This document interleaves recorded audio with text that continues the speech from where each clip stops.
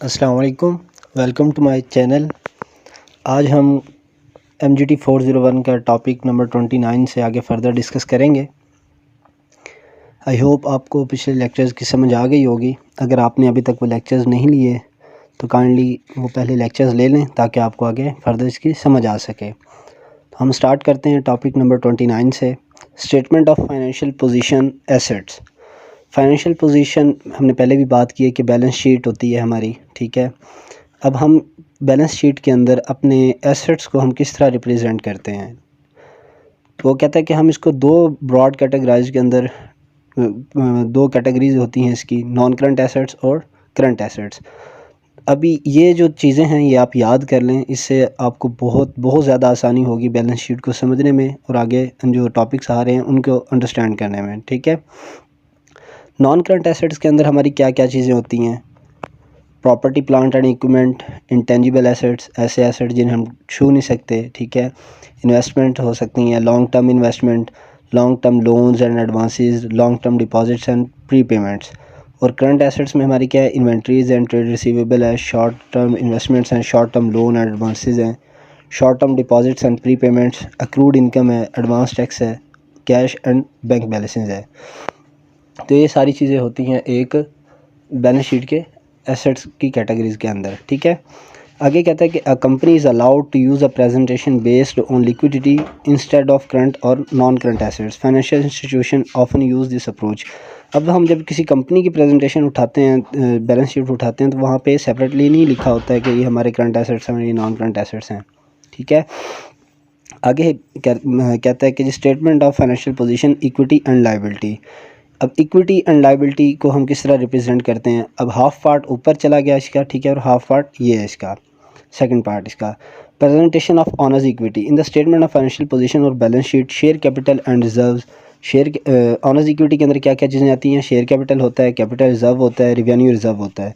और लायबिलिटी के अंदर इसी तरह जिस तरह एसेट्स हैं, नॉन करंट लायबिलिटीज़ और current liabilities. Non current liabilities और ऐसी लायबिलिटीज़ जो हमारी उस पीरियड्स के अंदर नहीं है लेकिन वो हम पे ड्यू हैं आने वाले टाइम के अंदर। और करंट लायबिलिटीज़ ऐसी लायबिलिटीज़ जो हमने अभी पे करनी है, ठीक है। उसमें आने वाले हम 1 मंथ या 2 मंथ भी लगा सकते हैं, ठीक है, या आने वाला एक जो पीरियड है वो हमारा करंट लायबिलिटीज़ के अंदर ही हम कह सकते हैं उसको।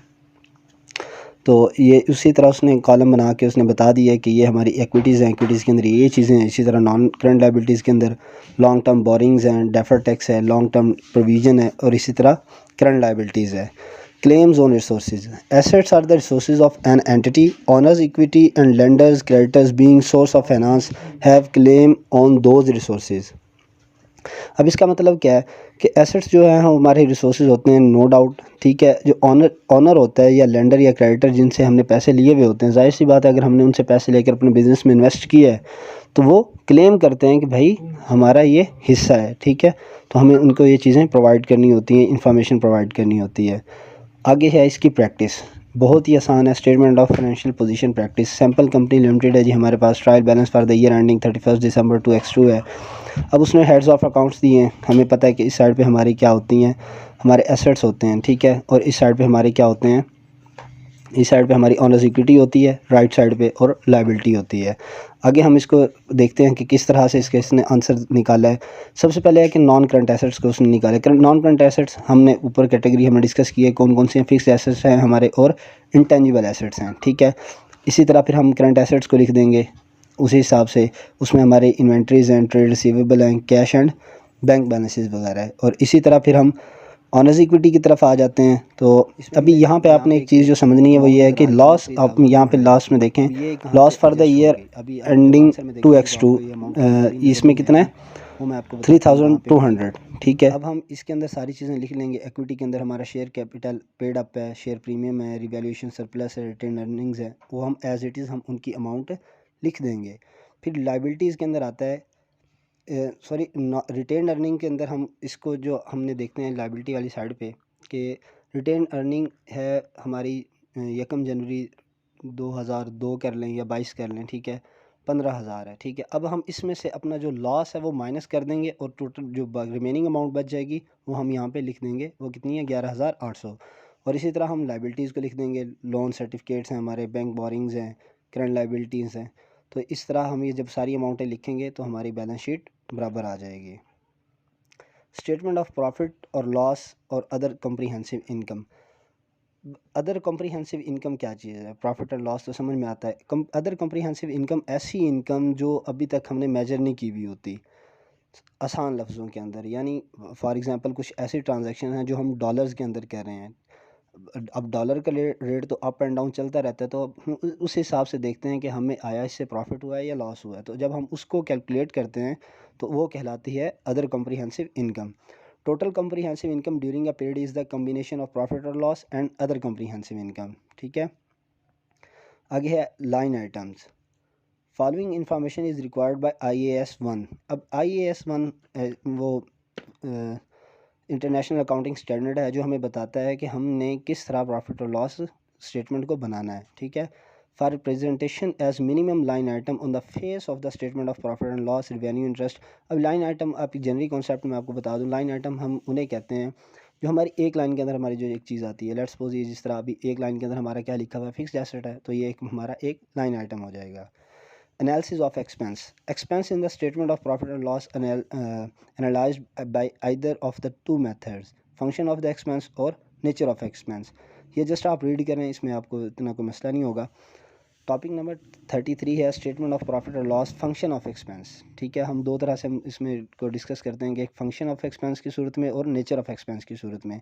अब फंक्शन ऑफ एक्सपेंस कौन कौन से हैं वो हमारे यहाँ पे लिखा हुआ है। रेवेन्यू है, कॉस्ट ऑफ सेल है, ठीक है, अदर इनकम है, डिस्ट्रीब्यूशन कॉस्ट है, एडमिनिस्ट्रेटिव एक्सपेंस हैं। हमारे पास तीन तरह के एक्सपेंस होते हैं, एडमिनिस्ट्रेटिव एक्सपेंस, ठीक है, फाइनेंस एक्सपेंस और अदर एक्सपेंस।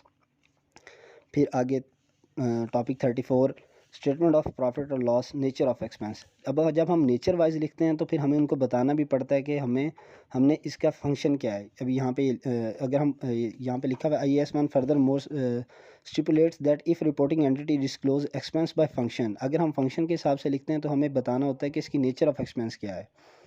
अब आगे एक ये दिया हुआ है topic number 35 statement of profit और लॉस, इसकी प्रैक्टिस क्या है। अभी सारे के सारा हमें ट्रायल बैलेंस निकाल के दिया हुआ है, अभी हमने इसको प्रॉफिट एंड लॉस स्टेटमेंट के अंदर पुट करना है।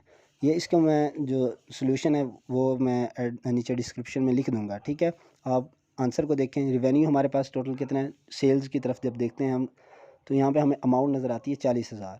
अब हम देखते हैं जब हम सेल्स करते हैं, जब हम सेल करते हैं तो उसके रिस्पेक्टिव हमें क्या होती है, हमें इनकम होती है, तो हम ये एज इट इज़ हम इनकम लेंगे। ठीक है, और कॉस्ट ऑफ सेल हमारी कितनी है ये यहाँ पे लिखी हुई है। अब कॉस्ट ऑफ सेल हमने कहाँ से निकालनी है, जब हम इस हिसाब से लिख रहे होते हैं, अगर हमने इन्वेंट्री दी हुई है ना, ठीक है, तो अगर ओपनिंग अभी हमें ना ओपनिंग इन्वेंट्री दी गई है ना ही हमें परचेजेस दिए गए हैं, ये हम कहाँ से लेंगे, ये हमें बाहर से मिल जाएंगे, अलग से हमें इंफॉर्मेशन हमें दी जाती है, तो हम इसमें से निकालेंगे cost of sale. Cost of sale कैसे निकालेंगे, इन्वेंट्रीज़ हमारी क्या थी लास्ट क्लोजिंग इन्वेंट्री, वो थी 4600 इन्वेंट्री थी हमारी। कॉस्ट ऑफ सेल हमने कहाँ से निकाली, ओपनिंग इन्वेंट्री उन्होंने हमें दी कि जी 1250, ये हमारी ओपनिंग इन्वेंट्री है, और परचेजेस हमने किए हैं 30,000 की, तो इसमें से हम माइनस कर देंगे क्लोजिंग इन्वेंट्री को, तो हमारे पास कॉस्ट ऑफ सेल निकल आएगा 26,650। तो ये हमारी कॉस्ट ऑफ सेल हो गई। ग्रॉस प्रॉफिट, हम इनकम रेवेन्यू में से कॉस्ट ऑफ सेल माइनस करेंगे, हमारा ग्रॉस प्रॉफिट आ जाएगा। अदर इनकम हमें हुई नहीं है इस टोटल टेन्योर के अंदर। डिस्ट्रीब्यूशन कॉस्ट कौन सी होंगी, डिस्ट्रीब्यूशन कॉस्ट के अंदर हमारी, अब हम देखते हैं कि डिस्ट्रीब्यूट इसका मतलब होता है तकसीम करना। जब हमारा एक प्रोडक्ट हमारी कंपनी से एंड यूज़र तक पहुंचता है तो उसका जो प्रोसेस है वो क्या है, डिस्ट्रीब्यूशन कॉस्ट है। उसके अंदर कमीशन भी है, एजेंट कमीशन है, ठीक है, फिर मार्केटिंग एक्टिविटीज़ भी हैं। ये दोनों चीज़ें हमारी क्या है, डिस्ट्रीब्यूशन कॉस्ट है। एडमिनिस्ट्रेटिव एक्सपेंस में हमारी क्या क्या चीज़ें आती हैं, एडमिनिस्ट्रेटिव एक्सपेंस में हमारी आती हैं स्टाफ सैलरीज आती हैं, डेप्रिसिएशन आती है और रिपेयर एंड मेंटेनेंस आती है। हम इन तीन चीज़ों को प्लस कर देंगे। ठीक है, और इसी तरह हमारे अदर एक्सपेंसेस हैं वो हम लिख देंगे। और फाइनेंस एक्सपेंस हमारे कितने हैं, 490 रुपये के। ठीक है, प्रॉफिट बिफोर टैक्स निकाल लेंगे, और फिर इस तरह हम टैक्स को हमेशा हम एंड पे माइनस करते हैं, तो हमें पता चल जाता है कि हम इस साल प्रॉफिट में हैं या लॉस में हैं। ठीक है, तो अभी हमें पता चल रहा है कि हम लॉस में जा रहे हैं।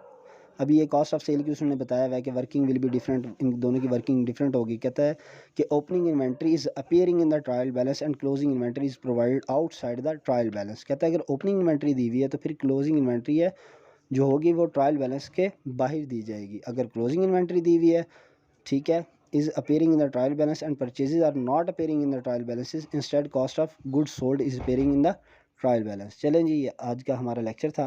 आई होप आपको समझ आई होगी। काइंडली चैनल को सब्सक्राइब करें, लाइक करें, और अगर कोई चीज़ आपको नहीं समझ आती तो काइंडली आप कमेंट में पूछ लिया करें। अल्लाह हाफिज़।